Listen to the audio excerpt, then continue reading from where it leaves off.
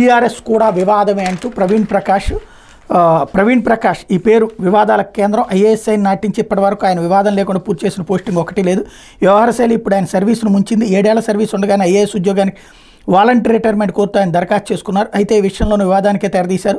Senior అధికారి అయ్యుండి పద్ధతి లేకుండా వ్యవహరించారు. ప్రభుత్వ ప్రధాన కార్యదర్శి పట్ల అగౌరవంగా వ్యవహరించారు. నిజానికి ఎవరైనా వీఆర్ఎస్కి దరఖాస్తు చేసుకోవాలనుకుంటే ఆ విభాగాల ఉన్నతాధికారులను కలిసి దరఖాస్తు సమర్పిస్తారు. అలా చూస్తే ప్రవీణ్ ప్రకాష్ తనకు బాస్ అయిన ప్రభుత్వ ప్రధాన కార్యదర్శి నీరబ్ కుమార్ ప్రసాద్ని కలిసి వీఆర్ఎస్ దరఖాస్తును ఆయనకు అందించాలి.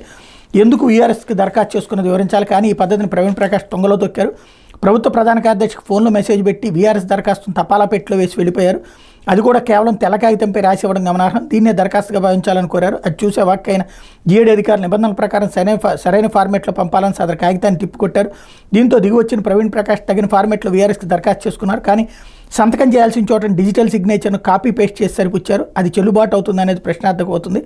ఉద్యోగంలో చేరినప్పటి నుంచి ప్రవీణ్ ప్రకాష్ వివాదాలతో ప్రయాణించిన అధికారిగా గుర్తింపు పొందారు. విజయవాడ, గుంటూరు మున్సిపల్ కమిషనర్గా చేసినప్పుడు అంతకుముందు కూడా ఏదో ఒక విషయంలో రాద్ధాంతం సృష్టించేవారు. ఆ తర్వాత విశాఖపట్నం కలెక్టర్గా ఏకంగా ఈసీ ఆదేశాలు బేఖాతరు చేసి ఎన్నికల సంఘం ఆగ్రహానికి గురయ్యారు. జగన్ అధికారంలోకి వచ్చాక ప్రవీణ్ని ఏరుకోరి తెచ్చుకుని సీఎం పేషీలో పెట్టుకున్నారన్నట్టు వార్తను హైలైట్ చేశారు.